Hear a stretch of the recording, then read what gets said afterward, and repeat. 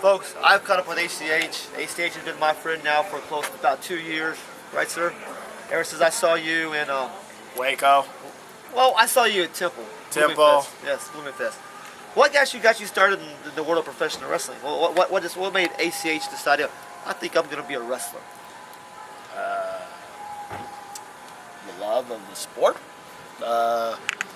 Growing up, always being the class clown, always being the center of attention, always being the one in school that always starts the trouble. So I figured. So you were a class clown? Pretty much, and I had a bunch of talented skills that were just going away. So I figured, why not I put all my talents to some good use? I think I'm talented, so I figured I'll try wrestling out. I figured I wanted to be a professional wrestler when I was a sophomore. And I met up with 3 other guys that wrestled, Patrick and Dozer, Dozer, Mikey 13, and Jojo Bravo. They all started at QFC. And I worked at McDonald's at the time in Walmart. Off of 78 or 79, one of those highways. Good quarter pounder. Yes. And I would always walk around high school. I would always walk around the school with WWE fake belts. And people would around with belts on in high school. Yes, I was the king of McDonald's. I was a heavyweight champ of double cheeseburgers. And if you think I'm lying, I have pictures on my Facebook to prove of that. Dozer came up to me and he goes, "You like professional wrestling?" I was like, "I'm not walking around with a belt for nothing." He's like, "Do you want to do it?" I was like, "Of course I want to do it." So probably for a year and a half, they picked on me and they kept on telling me they were going to tease me and I wasn't going to do it. And probably as soon as I graduated, 2 weeks after I graduated, I finally went to Dozer's house, was where I met Bubbo the Animal. I got probably about, a week later, I was already ready to go. The funny story was my mom didn't want me to wrestle because my mom used to say I didn't do a lot of things around the house.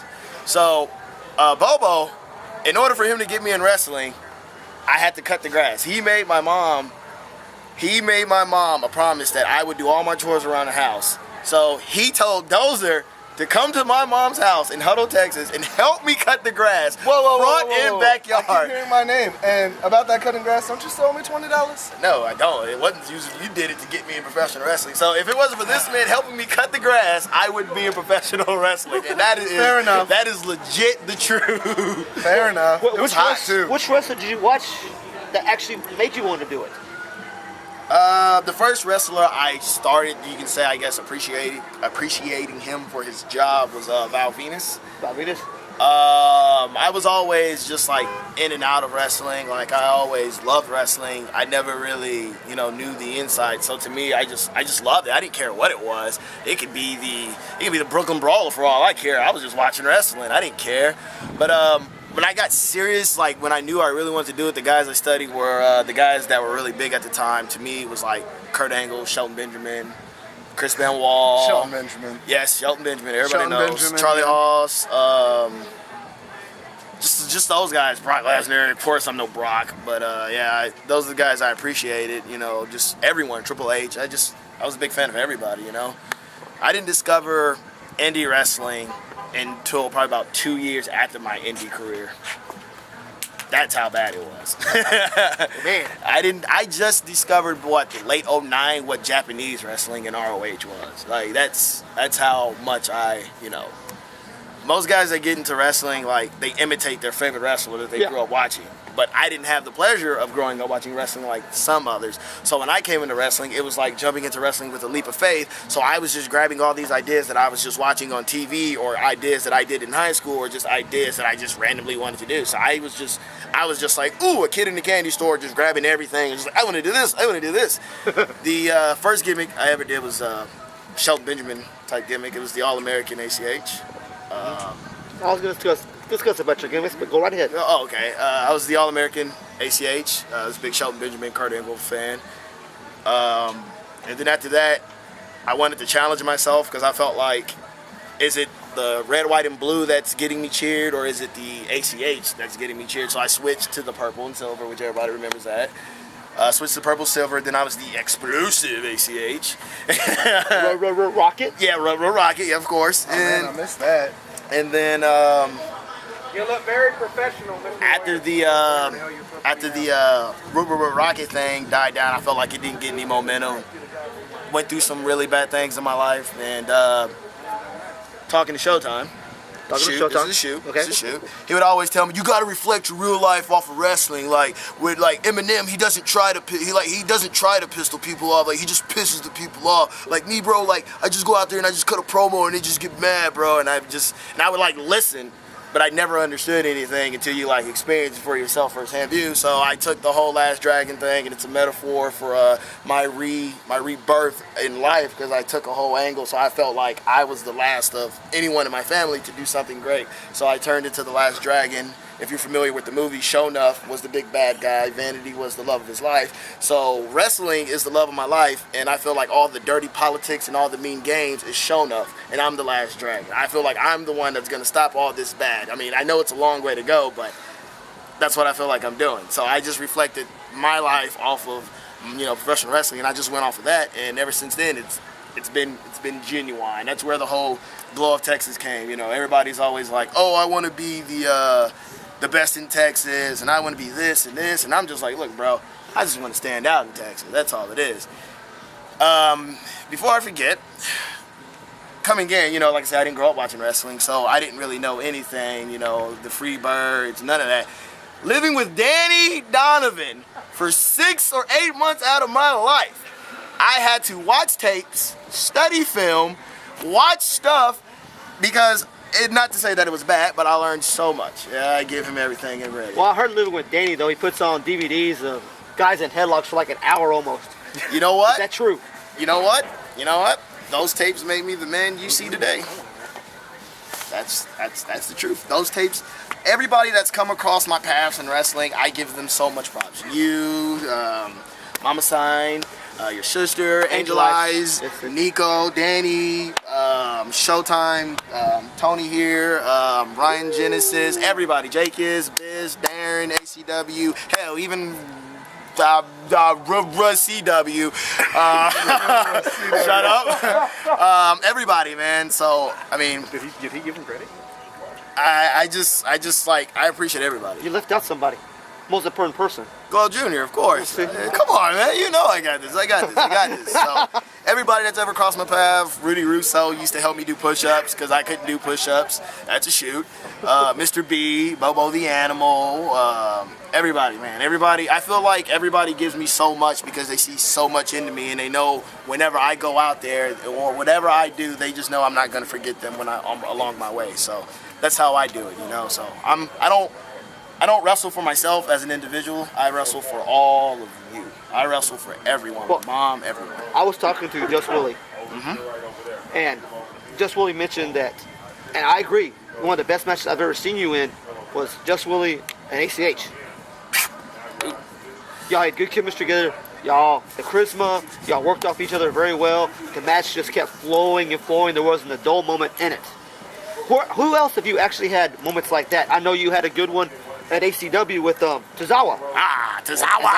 That was the most amazing match. But what are some more matches that are just ACH flowing, just flowing? Because I know the Just Willie and the Tozawa match, those are just, oh my God. Just Willie is what Jerry Lynn was to RVD.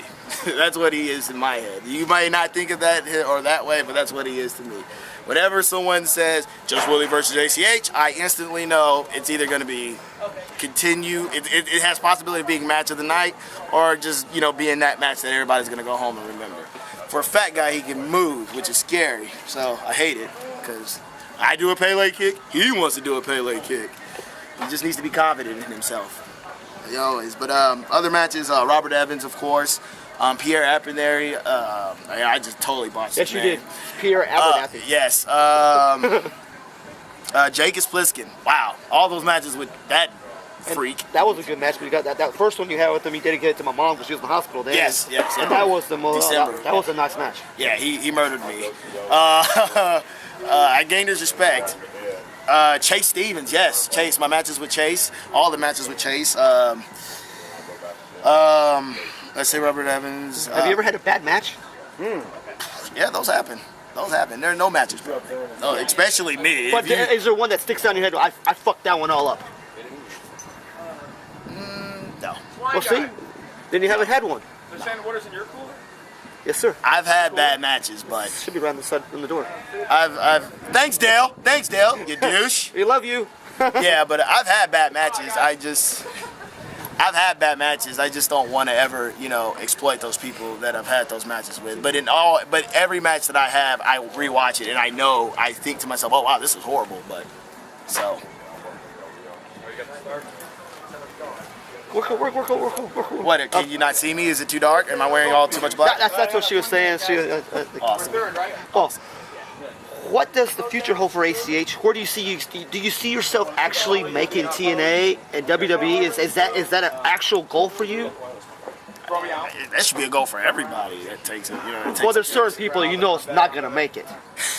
Come on, why are you gonna say that? You just know it's not gonna make it. But a lot of people say that you have the charisma, you got the ability. A lot of people say you're a lot better than Benjamin Shelton. There's a lot of people out there that say that. A lot of people, and it's just not me. I can't be better than him. I look up to the guy.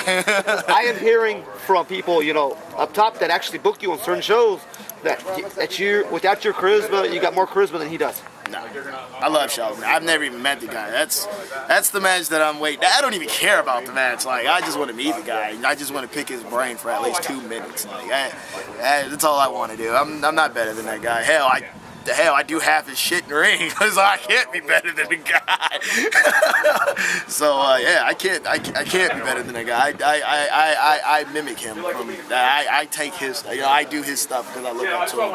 But for the future of ACH, man, it's to well, I got a lot of things in the work I don't want to talk about. I want to keep those really secretive. We're gonna start the movie. No, I wish. I'm gonna be John Cena was the Marine. I'm gonna be the Navy. That's for Navy guy. And yes, and Daddy Pork Chop, or as I call him, Cotton Hill. But I don't really want to speak on myself because I feel like whenever I speak about things that I got coming, I feel like it's bragging. I don't like to brag. Yeah. But like I got some things in the plan. Hopefully someday you guys can see me, advance with wrestling as much as I want to see myself advance, and I'm hoping someday I can come back and bring my success to, because when I make it, everybody's gonna make it, because I guarantee you, when I cried in the ring, I'm pretty sure everybody else cries along with me. You cried, didn't you? You cried when I won the U30, didn't you? I cried. He cried too. Danny cried. You cried. I know Nico and Glow Jr. cried when I won the title. I think it's on the DVD too. Yes, it was crying. I'm not trying to interrupt this moment, but could you say a few kind words for Xander, who is a little bit of a... Yes, and Xander, we wish you to a speedy recovery, my brother. I've even worked him, and I had a good time working you. So Xander, please come back home safe. We miss you, brother. Much love, my friend. Well, guys, this has been ACH. I sit down with him. Guys, trust me, I'll have more time to catch up. I gotta pick his brain a lot more than this. Man, it's been a pleasure, Mr. Sir. Thank you, sir. Good luck tonight. Be safe. Always be safe. Always. Thank you. Godspeed, my brother. Thank you. Thank you for having me, Sign Guy. I am the number one guy on Sign Guy. I think I was the first guy on Sign Guy. That's right. That's right. Me and him are like, come on, Danny, help me out. You and him are like Eric Embry and Ken Timms. No, like Macho Man and Mean Gene. 180 degrees! I said Jim Parsons. Gentleman Chris Adams. Hey, I'm saying these like I'm not feeling that one. I'm thinking maybe Mark Lawrence and Harvey Martin. Well, have to be a world-class fan to know that. A little old school. We gotta go. We have to edit this. So, guys, ACH, we love him. Thank you, everybody, for the support. And if you sat down for 10 minutes to watch this, you obviously hate me or you obviously love me. So thank you very much. Thank you for letting me have your ear and your eye and your time. And everybody else, I will see you on top. On top of what? The world.